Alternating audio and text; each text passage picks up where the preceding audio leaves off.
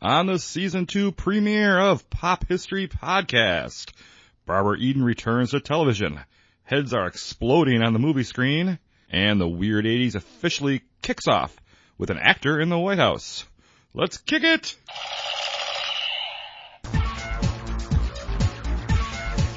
It's time for another episode of Pop History Podcast, which opens a chronological time capsule of the music, movies, and television memories of our past. If you are a fan of nostalgia, a child of the 80s, or just a pop culture historian, stay tuned for your lesson in pop history. Now here's your host, Jay Jackson.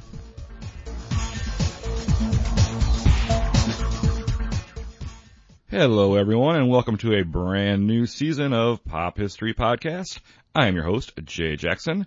If I may, let me take a moment to thank a few of our listeners who have showed us some great support recently. Of course, they're all you have shared the post on social media, left reviews on iTunes, and I thank you very much. In particular, I'd like to thank Jeffrey Fishbach. He's a fellow podcaster with the Canto Cast. It's a Star Wars and general pop culture podcast. Jeff has recently found the show and has been giving Pop History Podcast some fantastic and much-needed props on Twitter, which is great because I don't really use Twitter very much. And also, a shout-out to the guys at Star Wars in Character, another podcast. They gave the show a shout-out on one of their recent episodes, which is actually how Jeff found it. So big thanks to all these guys.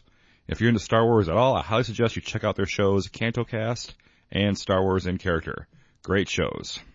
Okay, let's get back to the real business here. We are moving through the timeline, and now we kick off 1981. This was a great year. It was the first time the word internet is used. The world tunes in for a royal marriage, and we kick off the era of Ronald Reagan. For the next 12 episodes, I will be your guide to a little bit of the main news of the day, but much more of the fun stuff.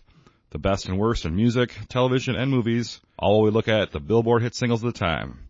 Kicking off 1981, we look at January, and count down the singles of the week of January 17th.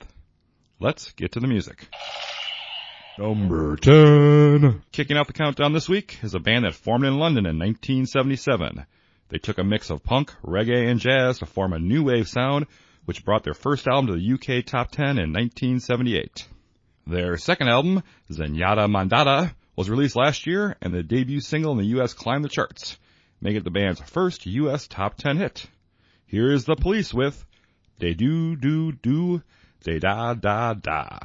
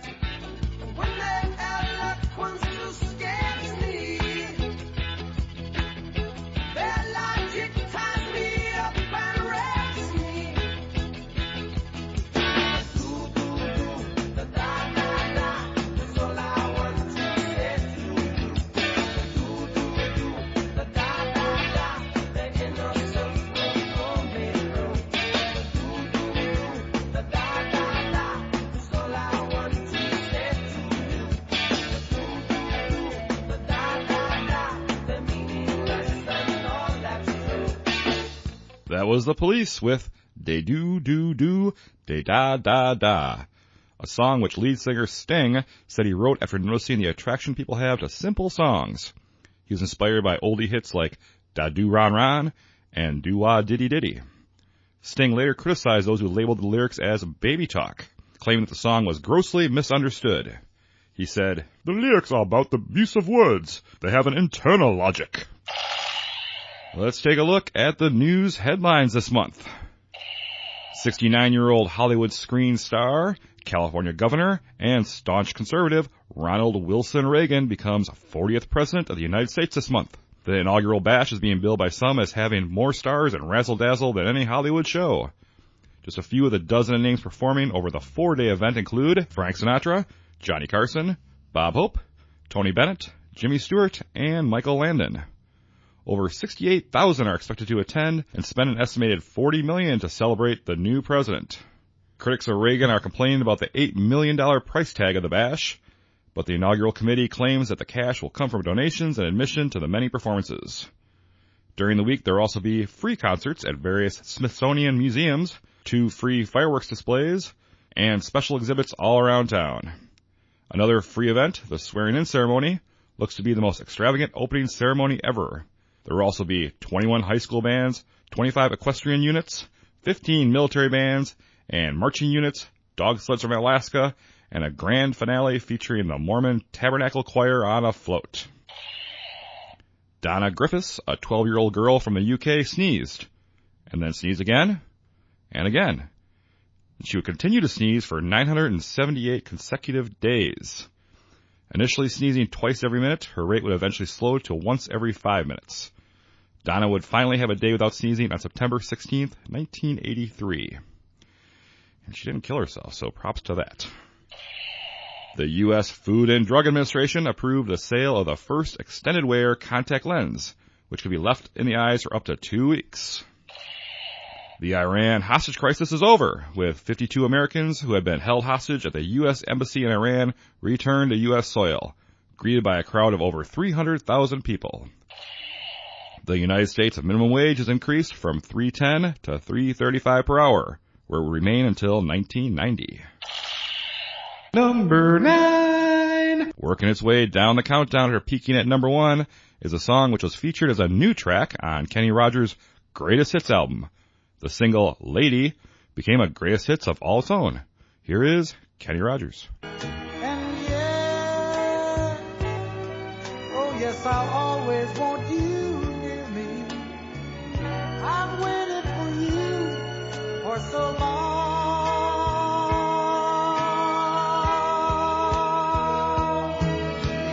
Lady, your love's the only love I need. And beside me is where I want you to be. 'Cause my love, there's something I want you to know. You're the love of my life. You're my lady. That was Lady by Kenny Rogers, a song written by Lionel Richie for his band, the Commodores. When the song was rejected by the band, Rogers decided to take it and make it a hit. It was Kenny's first song to top the singles pop chart, which Rogers attributed to the idea that Lionel Richie comes from R&B and he comes from country, and they met somewhere in the middle. It's the great-tasting Bubble Yum Sweepstakes. Millions will enter to win the grand prize weekend for four at any Six Flags park. A roller coaster is a quiet ride! The funhouse is relaxing. The water ride is pleasant, too. Thousands of other great prizes. To enter, send 2 wrappers or the words Bubble Yum Bubblegum to Box 2705, Westbury, New York, 11591. Don't send that to that. The contest is over. By the way, that's Jason Harvey on that commercial. He was known for his roles in Scrooged and The Wonder Years. What's new on record, cassette, and 8-track this month? Canadian rock band April Wine releases their 9th studio album, The Nature of the Beast. The album features the band's biggest hit, Just Between You and Me, which went a little bit like this. Just between you and me, baby, I know our love will be.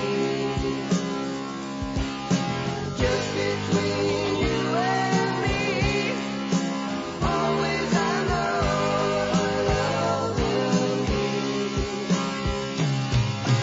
2 more plus 1 means that our love will always be. Departing from his recent disco-flavored records, soul musician Marvin Gaye returns with In Our Lifetime, his 16th studio album. The rock band Styx are at the peak of their careers with the release of their 10th album, Paradise Theater. The album would be the band's most successful of their career. This concept album told a fictional story of the opening, closing, and eventual abandonment of a theater in Chicago, used as a metaphor for America's changing times. Kiss Me Deadly is an album by English punk band Gen X. The album had one single, a song titled Dancing With Myself, written by the band's lead singer, you guessed it, Billy Idol. When the band broke up, Idol would remix and release the song as a solo artist, and then would find Billboard success. Elvis Costello and the Attractions released their fourth album titled Trust. Former vocalist of Jefferson Airplane and Jefferson Starship, Grace Slick releases her second solo album, Welcome to the Wrecking Ball. Country star Emmylou Harris later admitted that her latest album, Evangeline, was composed mostly of leftover material from past recording sessions, and songs that just did not fit with any of her other albums. This album reached number 5 on the Billboard country charts. Blues guitarist B.B. King is back with his 27th studio album called There Must Be a Better World Somewhere. To the Bone is the 10th studio album by country star Chris Christopherson. What a name. With a heavier guitar and fewer keyboards, rock band Toto venture into the arena rock genre with their third album, Turn Back. Although the record would be a big hit in Japan, it would be another year before Toto becomes a true household name in the U.S. British hard rock band UFO releases their third album, titled The Wild, the Willing, and the Innocent. And the debut album from 21-year-old singer Sheena Easton is released. Like the story we told you about Pat Benatar recently, Sheena Easton also married young and divorced before finding fame, but kept her husband's name as she became a star. Same as Pat Benatar. Funny. Easton recorded and released the singles Modern Girl and 9 to 5 in 1980, and released these songs as singles in the UK only. The popularity of these singles led to Easton recording her debut album. The album is simply titled Sheena Easton in the US, but called Take My Time Elsewhere in the World. Here's the first single from Miss Easton, called Modern Girl.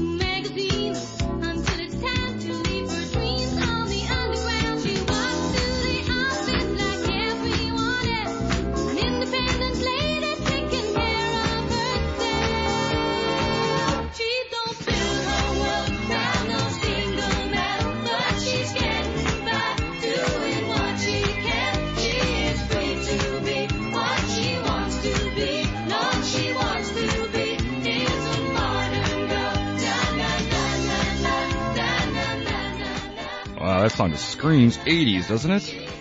Damn catchy, though. Number 8. At number 8 this month is a song which was originally recorded by Aaron Neville in 1966. Back then it peaked at number 2. Now, 15 years later, rock band Heart recorded the song in the studio and released it as a new track on their Greatest Hits Live album. It was one of 3 studio songs recorded for this compilation.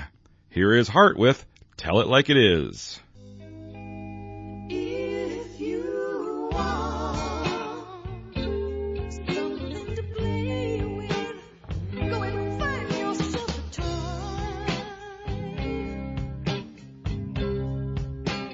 'Cause baby, my time's much too expensive. I don't want no little boy.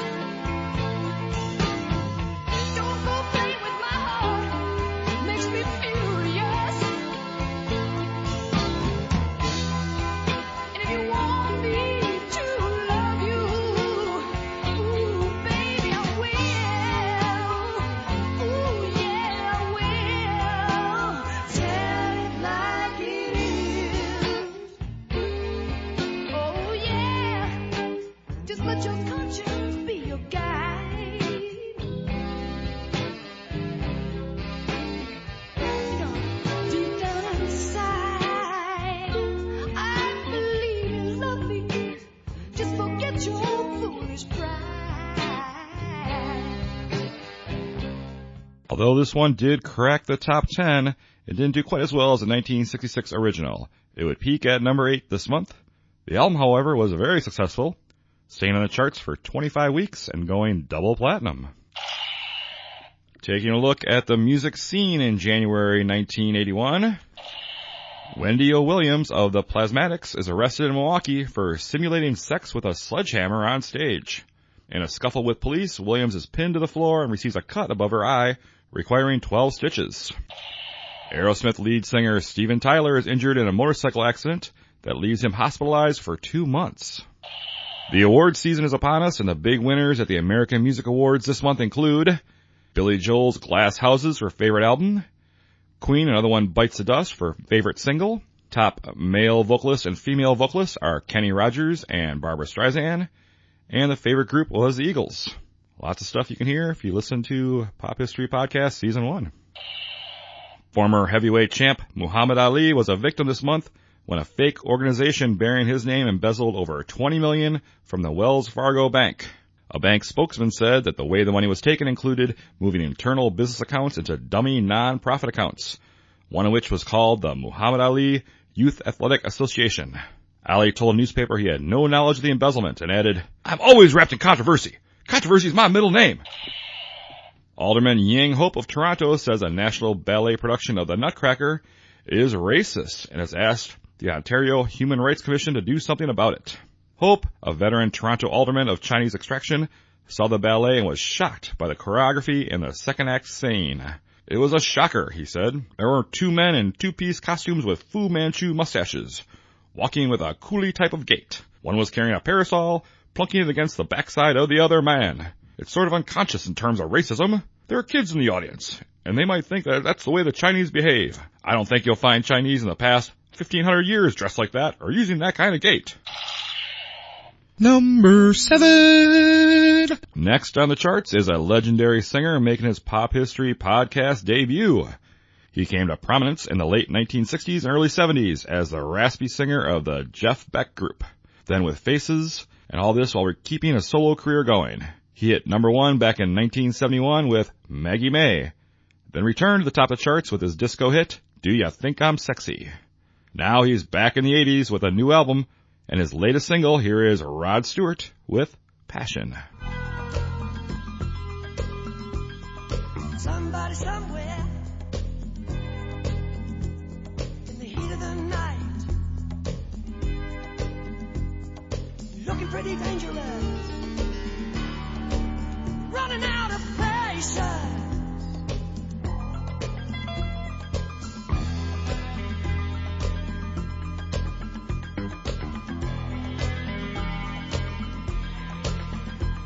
Tonight in the city, you won't find any pity. Hearts are being twisted. Another lover cheated.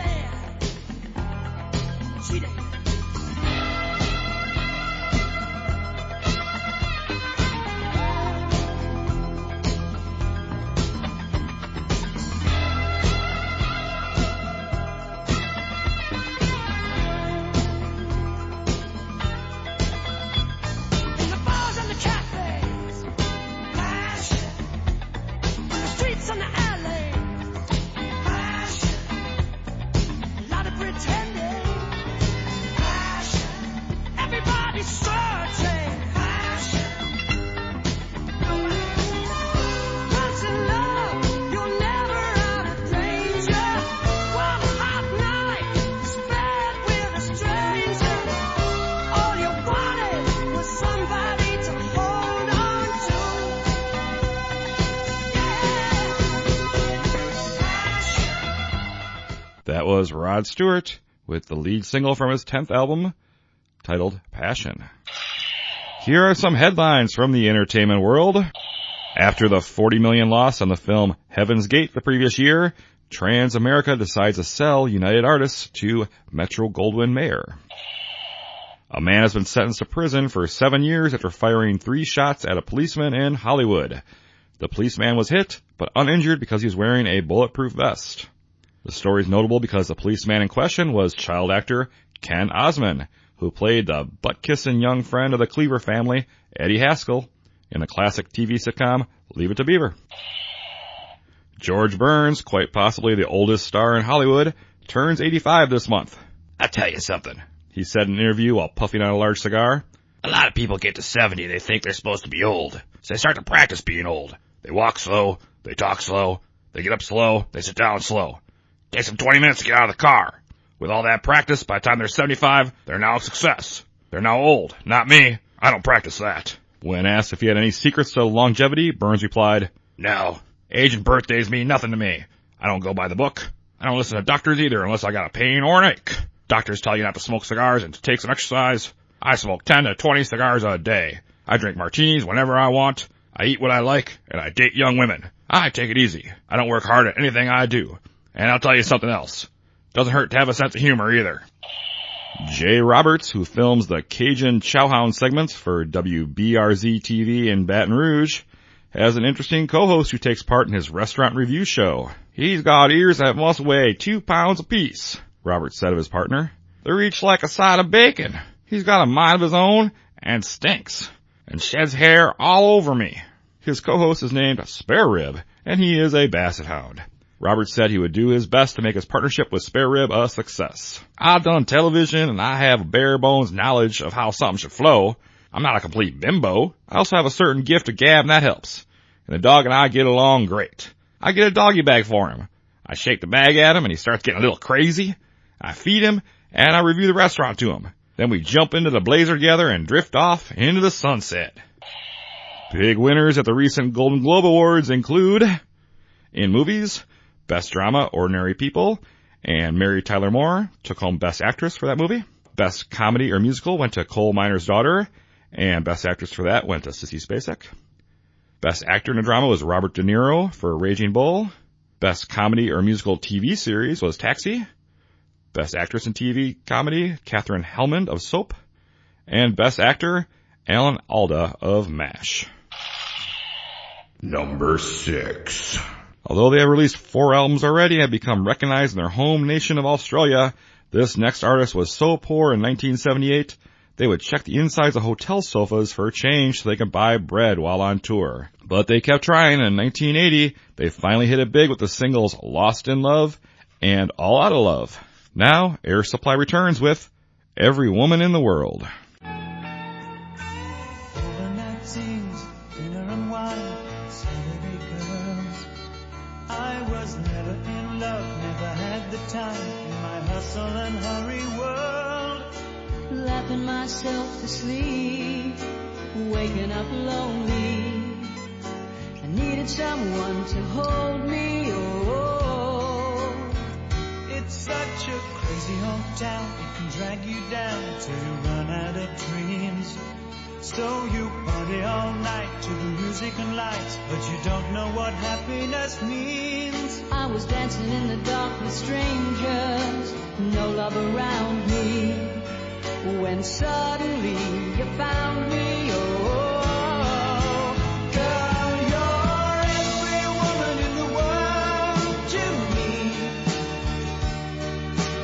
You're my fantasy, you're my reality. Girl, you're every woman in the world to me. You're everything I need, you're everything to me. That was Air Supply returning to the charts with Every Woman in the World, a song that took its sweet time rising up the charts. It was released back in October of 1980. This month it sits at number 6 this week and would peak at number 5 on the Billboard Hot 100 chart. Now it's time for our TV theme trivia, where you get to play along at home.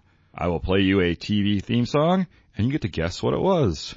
How good is your memory of way back in 1981?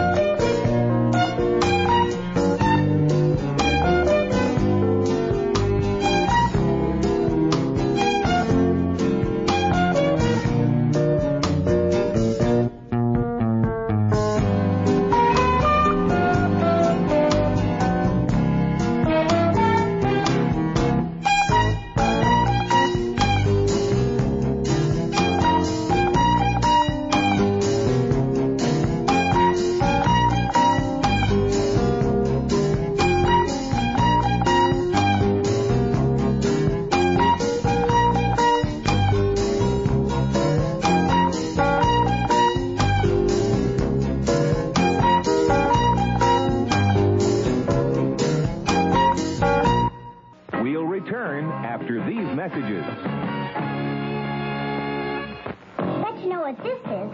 It's the Darth Vader collector's case from the Star Wars The Empire Strikes Back collection. Inside, it's got room for your favorite Star Wars The Empire Strikes Back action figures.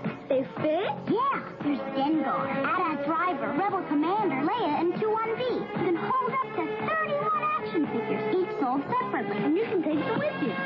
Darth Vader collector's case. Action figures, each sold separately. From Kenner.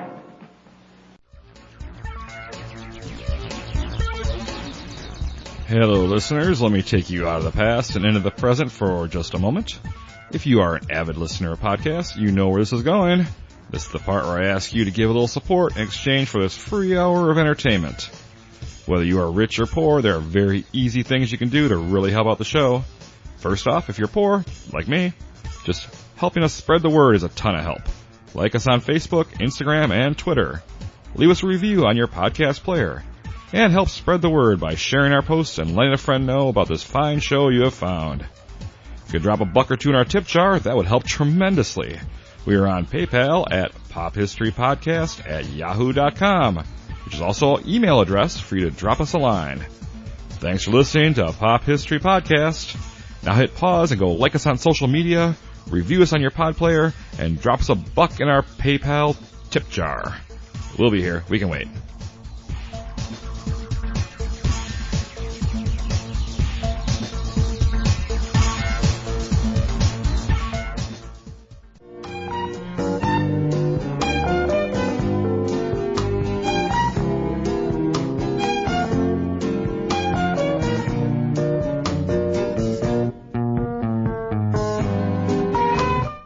Well, in my opinion, this was an easy one, and I wasn't even a big watcher of the show.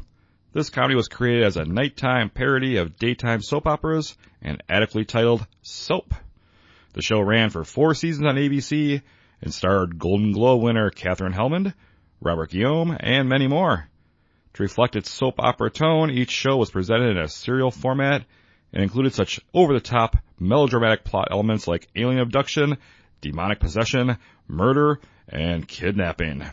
The show was also breaking new ground with Billy Crystal's character Jody, who was the first openly gay regular character on American television. The show was frequently a target for critics for its emphasis on sex and infidelity, and many religious groups condemned the show for its raunchy plots.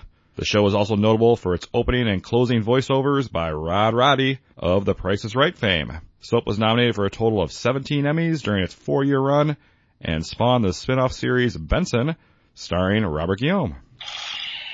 Number 5. At number 5 this month is this singer's first big hit on the Billboard singles charts, but it won't be his last. From his 5th album, here is Hungry Heart by Bruce Springsteen.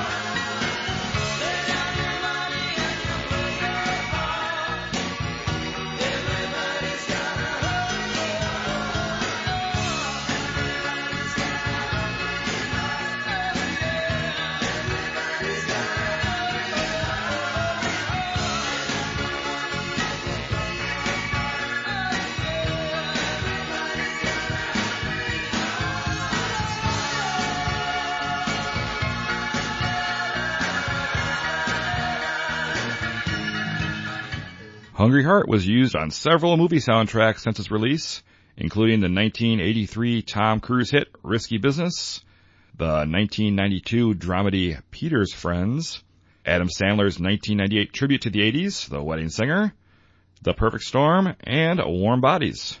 At the beginning of this tour, to support the record, Springsteen would play the song as instrumental for the first verse and chorus, which led to the audience spontaneously singing the lyrics back to the band.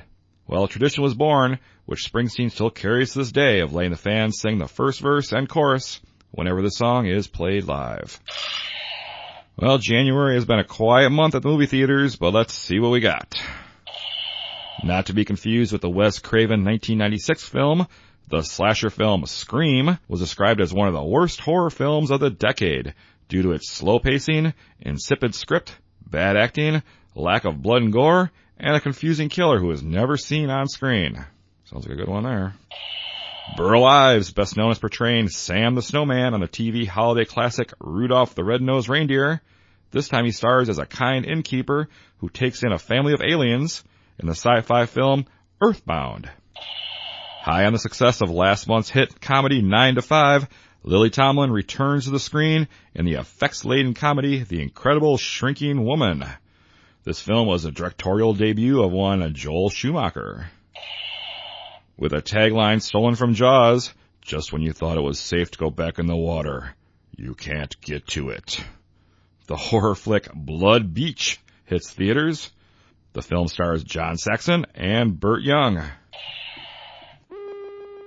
I would like to scan all of you in this room, one at a time. There are 4 billion people on Earth. 237 are scanners. They'll control your mind, conquer your will, manipulate your body like a toy. Self-destruct, 5 seconds. The pain begins. In your flesh. In your brain.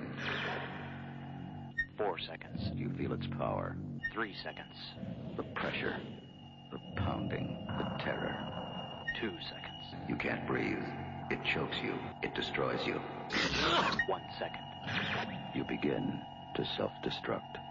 Experience the terrifying power of scanners. You pray it will end, and it will. Scanners. Their thoughts can kill. I told you it was a slow month for movies. That was the sci-fi horror film Scanners, a futuristic thriller involving people with unusual telepathic and telekinetic powers, many of them using them for evil. The film becomes known for its iconic exploding head effect and has since become a cult classic. It spawned 2 sequels, and talks of a remake and a television series were discussed, but never came to fruition.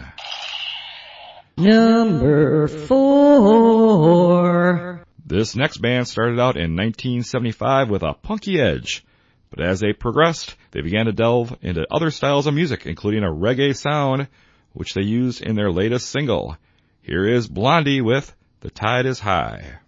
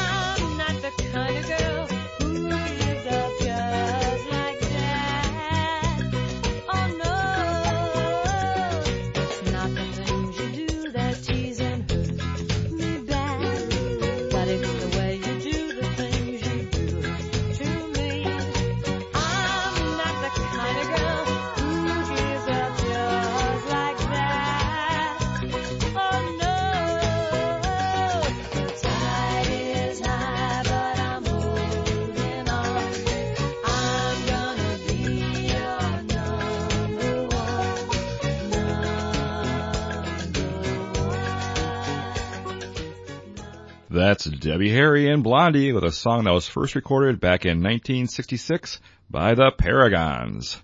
Blondie wouldn't be the only band to find success with this song. In 2002, Atomic Kitten recorded a version that would hit number 1 on the UK charts and be used during the opening credits of the Lizzie McGuire movie. What's new on the boob tube this month? Well, another show is capitalizing on this Dallas craze, but this one will actually become a hit. Aaron Spelling's Dynasty made its debut this month on ABC.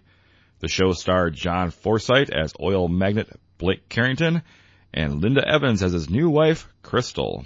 The show would struggle in its first season, but adding Joan Collins to the cast as Blake's ex-wife Alexis in the second season would turn the show into one of the biggest hits of the 80s. The groundbreaking police drama Hill Street Blues debuts this month. The show chronicled the lives of the staff of a single police station located in an unnamed city. which was later claimed by fans to be near Chicago. In its first season, Hill Street Blues received rave reviews and 8 Emmy Awards, but couldn't find an audience, probably due to schedule switching by NBC. The show was moved to 4 different nights during its first season alone, but gradually settled in the Thursday night slot and became one of the biggest dramas of the 80s. William Conrad plays the title character in the classic detective stories of Nero Wolfe. The role was originally meant to be for famed actor Orson Welles, but while in pre-production, Welles was found difficult to work with, and Conrad was recast. The show was scheduled to compete against CBS's hit show The Dukes of Hazzard, but the experiment failed. In the end, the show only lasted 14 episodes before being canceled by NBC. A continuation of the 1973 film of the same name, Walking Tall, debuts on NBC. This one would last for 7 episodes. I want to tell you all a story about a Harper Valley widowed wife who had a teenage daughter who attended Harper Valley Junior High. Well, her daughter came home one afternoon and didn't even stop to play. And she said, Mama, got a note here from the Harper Valley PTA. Barbara Eden of I Dream of Jeannie fame reprises her role from the 1978 film Harper Valley PTA in the new television series of the same name, which makes its debut this month. The movie and TV show were actually based on the 1968 country song recorded by Jeannie C. Riley and fleshed out the story of a single mother raising her teenage daughter. The PTA part of the title was removed in the second season to allow the story to open up for outside of the school. The show, which also starred Fannie Flagg, ran for 30 episodes over 2 seasons on NBC. Number 3! Peaking at number 3 this month is a song written by Barry, Robin, and Maurice Gibb, otherwise known as the Bee Gees. The song was recorded by Barry and Barbra Streisand. For the latter's most recent album of the same name, here is Guilty. We got devotion, and we got nothing to be sorry for. Our love is one in a million. And we got a highway to the sky. I don't wanna hear your goodbye. Don't wanna hear your goodbye. I don't wanna hear you. And we got nothing to be beyond our love. How many mountains we roll, we are, and we never. At number 3 this month, that was Guilty by Barbra Streisand and Barry Gibb. The song was also recorded shortly after this for a TV special by Tom Jones and Gladys Knight. I can't find what TV show it was, though, but it is out there on YouTube. Here's a little clip. And we got nothing to be sorry for. Our love is one in a million. Eyes can't see. And we got a highway to the sky. I don't wanna hear your goodbye. I don't wanna hear your goodbye. Personally, I think Tom Jones and Gladys Knight take Barbra Streisand and Barry Gibb any day, but that's just my opinion. Let's take a look at who came and went in January of 1981. Filling their diapers for the first time are singer Alicia Keys, actor Elijah Wood, rapper Pitbull, blues guitarist Johnny Lang, and a singer/actor Justin Timberlake. Those we lost include the older sister of Fred Astaire, as well as his dancing partner for 27 years, Adele Astaire, passed away at the age of 84. Richard Boone dies of throat cancer at the age of 63. Boone starred in over 50 films and was notable for his roles in westerns and the TV series Have Gun, Will Travel. A lifelong actress, Blua Bondi, may best be known for playing Jimmy Stewart's mother in 4 films, including Mr. Smith Goes to Washington and It's a Wonderful Life. She had recently won an Emmy at the age of 86 for an appearance in The Waltons. and she was in the first group of women to be nominated for the newly created category of Best Supporting Actress Oscar in 1936. Bondi was 91.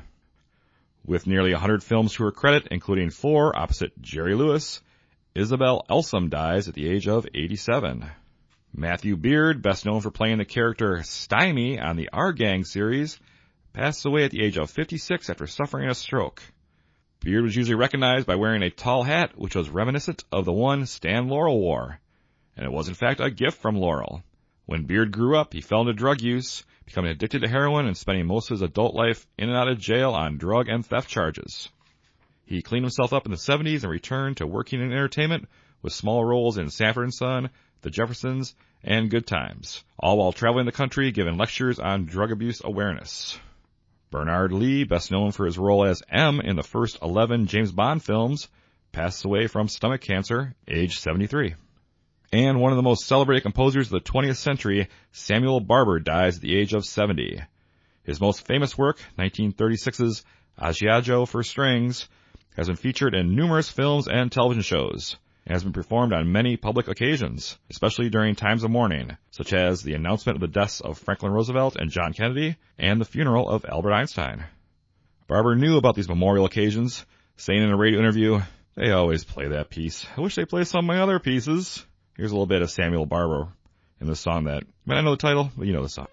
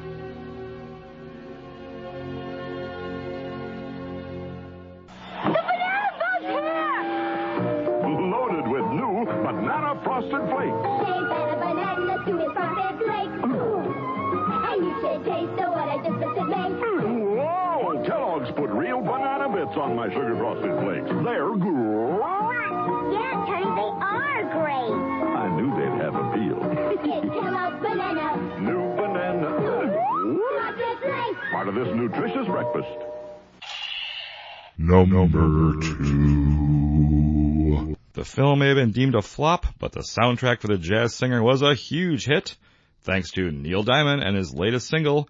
At its peak position of number 2 this week, here is Love on the Rocks. First they say they want you, hey, how they really need you. Suddenly you find you're out there, walking in a storm. And when they know they have you, then they really have you.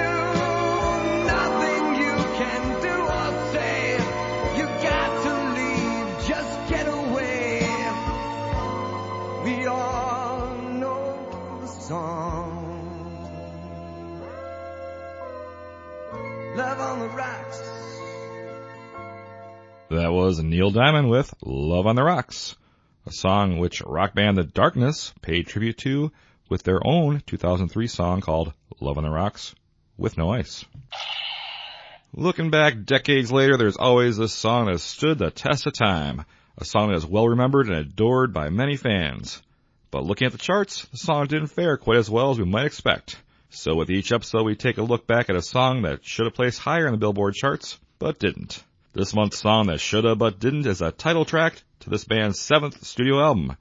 It was written as homage to their fallen lead vocalist Bon Scott, who had died the previous year.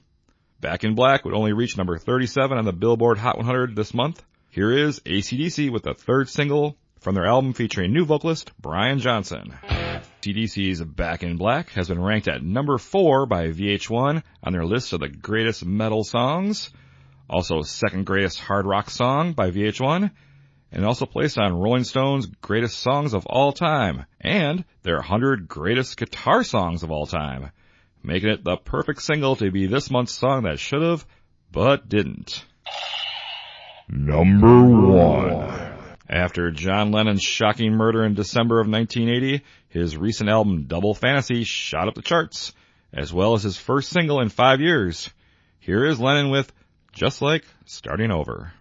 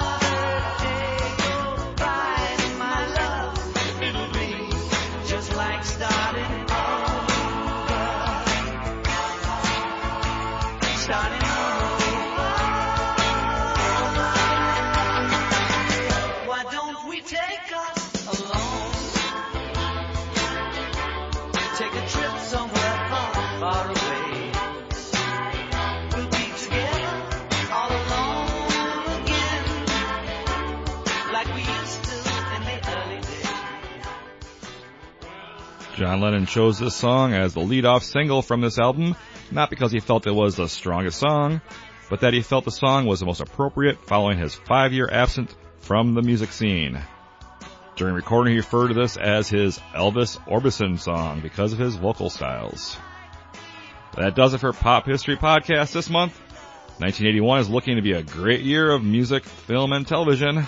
See you next time when we look into the cold, short month of February 1981. Remember, life is short. Be nice to each other.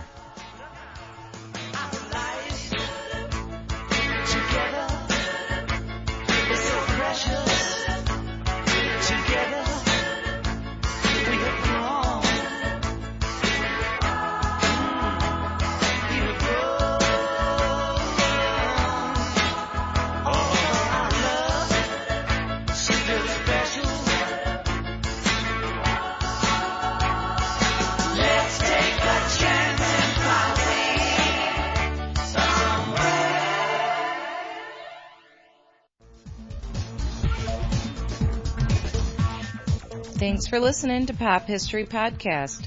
Please leave a review on iTunes, like us on Facebook, Instagram, and Twitter, or email us at pophistorypodcast@yahoo.com. Your host and producer is Jay Jackson. Theme music by Jason Parkhurst. All other music used herein is the property of their respective songwriters, publishers, and recording companies, and are used within this podcast for historical and educational purposes. Pop History Podcast is copyright 2018.